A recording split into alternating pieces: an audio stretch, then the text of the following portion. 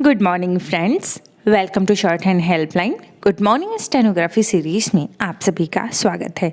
तो चलिए स्टार्ट करते हैं डिक्टेशन, जो कि होगा 80 शब्द प्रति मिनट और 100 शब्द प्रति मिनट का डिक्टेशन, जो प्रातः 8 बजे डेली अपडेट किया जाएगा।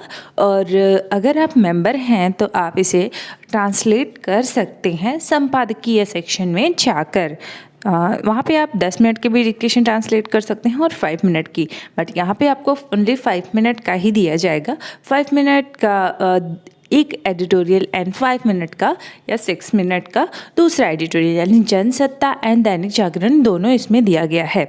आउटलाइंस आपको ग्रुप में प्रोवाइड कराई जाएगी। टेलीग्राम ग्रुप आप ज्वाइन करने के लिए डायरेक्ट सर्च कर सकते हैं स्टेनो हेल्पलाइन, या फिर डिस्क्रिप्शन बॉक्स चेक करें, वहाँ पर लिंक दी गई है। यदि लिंक काम ना करे तो आप हमें कमेंट कर सकते हैं, ताकि हम कमेंट में आपका लिंक रिप्लाई कर सकें और आप वहाँ से ज्वाइन कर सकें। चलिए स्टार्ट करते हैं। 80 शब्द प्रति मिनट स्टार्ट होगा 3 सेकेंड बाद, लेकिन उसके पहले डिक्टेशन को लाइक करना बिल्कुल भी ना भूलें। और अगर आपने चैनल को सब्सक्राइब नहीं किया है तो अभी सब्सक्राइब कर लीजिए, और बगल में जो बेल आइकन है उसे दबाना ना भूलें, ताकि जो भी वीडियोज़ हम अपलोड करें सबसे पहले आपको उसका नोटिफिकेशन मिल जाए। स्टार्ट होगा 3 सेकेंड बाद। स्टार्ट। आखिरकार विश्व स्वास्थ्य संगठन ने भारत में निर्मित कोविड रोधी कोवैक्सीन को मान्यता प्रदान कर दी, लेकिन यह देर से लिया गया फैसला है। यह कहना कठिन है कि इटली यात्रा के दौरान भारतीय प्रधानमंत्री की विश्व स्वास्थ्य संगठन के प्रमुख से मुलाकात ने इस फैसले में कोई भूमिका निभाई या नहीं, लेकिन इसमें संदेह नहीं कि यह फैसला और पहले लिया जाना चाहिए था। इससे संतुष्ट नहीं हुआ जा सकता कि देर से ही सही विश्व स्वास्थ्य संगठन ने कोवैक्सीन को हरी झंडी दिखा दी, क्योंकि उन कारणों की तह तक जाने की आवश्यकता महसूस हो रही थी, जिनके चलते यह संगठन इस भारतीय टीके पर ढुलमुल रवैया अपनाते दिखा। पैरा। इसकी अनदेखी नहीं की जा सकती कि विश्व स्वास्थ्य संगठन की ढिलाई के कारण यात्रा करने में कठिनाई हुई। उन्हें अनावश्यक प्रतिबंधों का सामना करना पड़ा। कुछ को तो विदेश जाने के लिए अन्य कंपनियों के टीके लगवाने पड़े।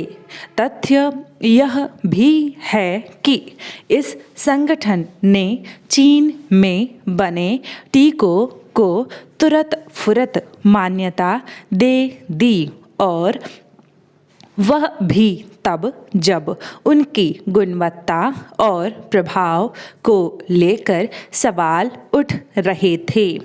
चूँकि विश्व स्वास्थ्य संगठन पहले कोरोना वायरस के संक्रमण की गंभीरता के बारे में दुनिया को समय पर सही सूचना देने में असफल रहा, और फिर कोवैक्सीन सरीखे टीकों को मान्यता देने में आनाकानी करता रहा, इसलिए भारत को इसके लिए प्रयत्न करने होंगे कि इस संगठन की कार्यप्रणाली बदले। पैरा।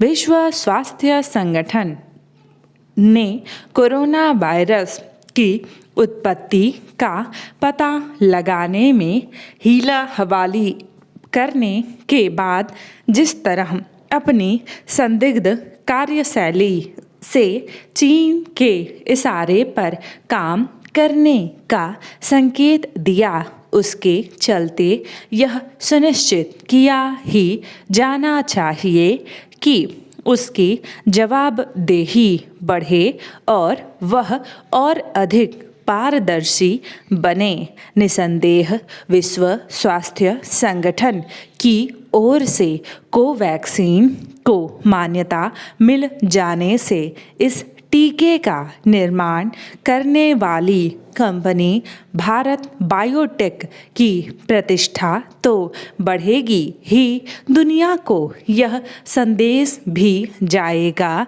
कि भारतीय विज्ञानी और यहाँ की फार्मा कंपनियाँ अंतर्राष्ट्रीय कसौटी पर खरी हैं। पैरा इससे भारतीय फार्मा उद्योग को बल मिलेगा और उसके जरिए भारत सेहत संबंधी चुनौतियों का सामना करने में दुनिया की सहायता करने में भी सक्षम साबित होगा।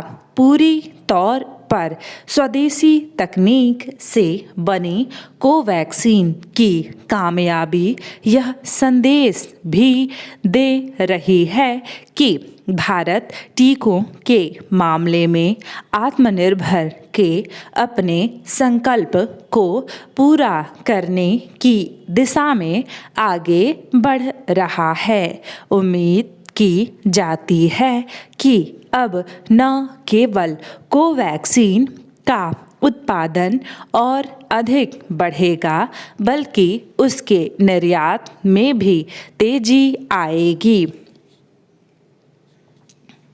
80 शब्द प्रति मिनट डिक्टेशन समाप्त हुआ। अब बारी है 100 शब्द प्रति मिनट के डिक्टेशन की। तो चलिए स्टार्ट करते हैं 100 शब्द प्रति मिनट का डिक्टेशन। यदि आपने चैनल को सब्सक्राइब नहीं किया है तो अभी कर लीजिए, कुछ सेकंड ही लगेंगे, 1 सेकंड से भी कम समय लगेगा। और बेल आइकन को दबाना ज़रूर, क्योंकि अगर आप बेल आइकन नहीं दबाएंगे तो नोटिफिकेशन आपको नहीं मिलेगा। स्टार्ट होगा 3 सेकंड बाद। स्टार्ट। ब्रिटेन के ग्लासगो शहर में चल रहे संयुक्त राष्ट्र जलवायु सम्मेलन में सभी देश कार्बन उत्सर्जन पर चिंतित दिख रहे हैं। किसी को नहीं सूझ रहा कि कार्बन उत्सर्जन में कसौटी का लक्ष्य कैसे हासिल हो पाएगा। गौरतलब कि कार्बन उत्सर्जन में कमी लाने के लिए अब तक जितने भी लक्ष्य निर्धारित किए जाते रहे हैं उन्हें हासिल करने की दिशा में उतने प्रयास दिखे नहीं। पैरा इसलिए यह काम अब पहाड़ जैसी चुनौती बन गया है, बल्कि यह कहना ज़्यादा उचित होगा कि जिन देशों को इस दिशा में पहल करनी है वे खुद ही इसमें दिलचस्पी नहीं दिखा रहे। रूस, चीन और ब्रिटेन सहित कई देश इस जमात में शामिल हैं। सबके सामने संकट कोयले से चलने वाले बिजली घरों को हटाने का है। वैज्ञानिक चेतावनी दे रहे हैं कि अगर इस सदी में हालात काबू नहीं आए और कार्बन उत्सर्जन कम नहीं हुआ तो भयानक प्राकृतिक आपदाओं से कोई नहीं बचा पाएगा। इसलिए कार्बन उत्सर्जन के मुद्दे पर ग्लासगो सम्मेलन में कितनी कामयाबी मिलती है, काफ़ी कुछ इसी पर निर्भर करेगा। पैरा कार्बन उत्सर्जन में कमी लाने के लक्ष्यों को लेकर भारत ने जो प्रतिबद्धता जाहिर है वह मामूली नहीं है। भारत ने सन 2070 तक शून्य कार्बन उत्सर्जन के लक्ष्य का ऐलान कर दुनिया को संदेश दिया है कि अगर इस दिशा में ईमानदारी के साथ सतत प्रयास हों तो यह लक्ष्य नामुमकिन नहीं है। भारत ने ऐसा करके दिखाया भी है, चाहे राष्ट्रीय स्वच्छता अभियान, प्रधानमंत्री उज्ज्वला योजना हो या फिर सौर ऊर्जा मिशन जैसे अभियान हों। भारत तेजी से जीवाश्म ईंधन के इस्तेमाल को कम करने के प्रयास कर रहा है। भारत दुनिया का दूसरी सर्वाधिक आबादी वाला देश है। यह भी हकीकत है कि आबादी की तुलना में संसाधनों की भारी कमी है। पैरा ऐसे में भारत के लिए कार्बन उत्सर्जन में कमी के लक्ष्यों को हासिल करना कम चुनौतीपूर्ण नहीं है और इसमें लंबा वक्त लगेगा।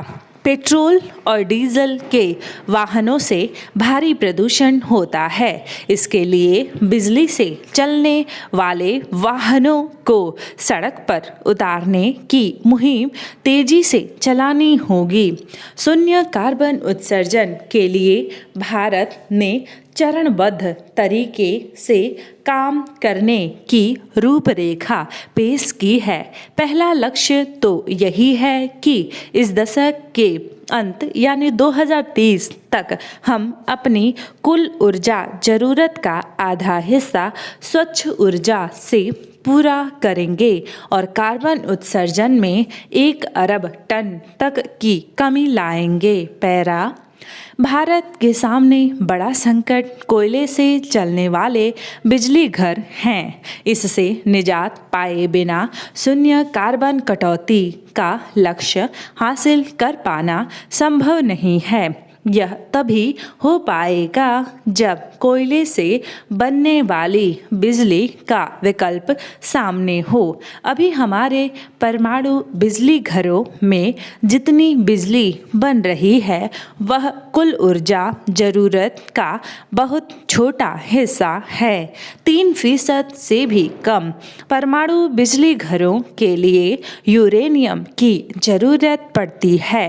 भारत चूँकि न्यूक्लियर सप्लायर समूह का सदस्य नहीं है, इसलिए आसानी से यूरेनियम हासिल कर पाना उसके लिए संभव नहीं है।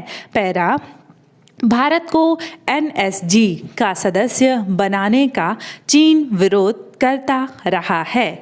यह ऐसा संकट है जिसकी वजह से हम परमाणु ऊर्जा की दिशा में नहीं बढ़ पा रहे हैं। ऐसे में भारत शून्य कार्बन उत्सर्जन का लक्ष्य कैसे हासिल कर पाएगा? ऐसे मुद्दों पर दुनिया के उन देशों को पहल करने की जरूरत है जो जलवायु संकट पर सबसे ज़्यादा चिंता जताते रहे हैं और इससे निपटने की जिम्मेदारी विकासशील तथा गरीब देशों पर डालते रहे हैं। डिक्टेशन समाप्त हुआ। 80 और 100 शब्द प्रति मिनट और 2 डिक्टेशन, 2 स्पीड और 2 एडिटोरियल लिया गया। इसमें एडिटोरियल लिखने का फ़ायदा ये होता है कि कोई भी एग्ज़ाम नियरेस्ट आता है तो आपको नए वर्ड्स डेली मिलते हैं एंड डेली न्यू डिक्टेशन मिलता है, तो उसका बहुत ज़्यादा बेनिफिट्स आपको मिलता है एग्ज़ाम में। बाकी आपकी मर्ज़ी है आप क्या करते हैं क्या नहीं, बट हमारा ये सजेशन है कि आप कोई भी डिक्टेशन लिखें लेकिन एडिटोरियल ज़रूर लिखें जो दिया जाता है।